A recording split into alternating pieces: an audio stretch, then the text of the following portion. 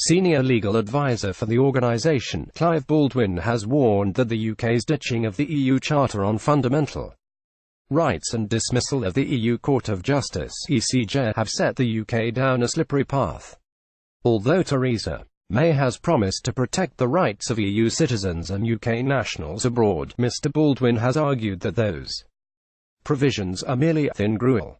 With the dismissal of the Charter and the ECJ, Mr Baldwin has argued that it gives any future government the ability to scrap workers' rights and other rights going forward.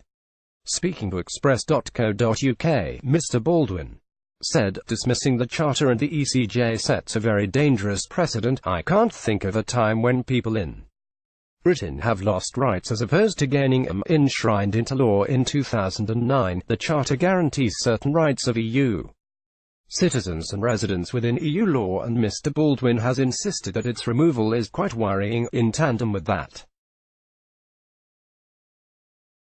ECJ is the Supreme Court of the EU and helps interpret EU law and its application across all member states. Read more. Expert claims EU is pleased with Brexit difficulty as May fails. Theresa May has been attacked over her workers' rights provisions. Image Getty. The government has dismissed the ECJ and the Charter. Image Reuters. However, with the UK set to leave the EU, there are currently no adequate provisions to replace either two.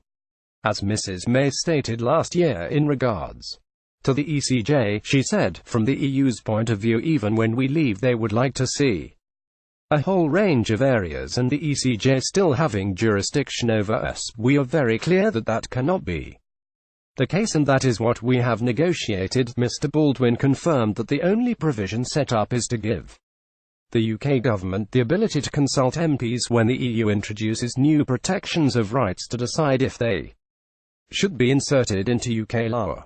Read more. End of May. Esther McVey now throws hat into ring for Tory leadership. May has not done enough to protect workers' rights in her Brexit deal. Image Reuters. The legal advisor also attacked May for not being more active on the matter over the last 3 years. He said, firstly, at the beginning, she should have restored the Charter of Rights. She explicitly took it out. Secondly, she should make sure there is a system set up where citizens and trade unions can sue the government the same way they can now. If she did that, it would show that's serious about not taking away rights. In a bid to improve the current predicament, Mrs May has made a string of pledges to protect workers' rights after Brexit. She also insisted, after Brexit it should be for Parliament to decide what rules are most appropriate, rather than automatically accepting EU changes.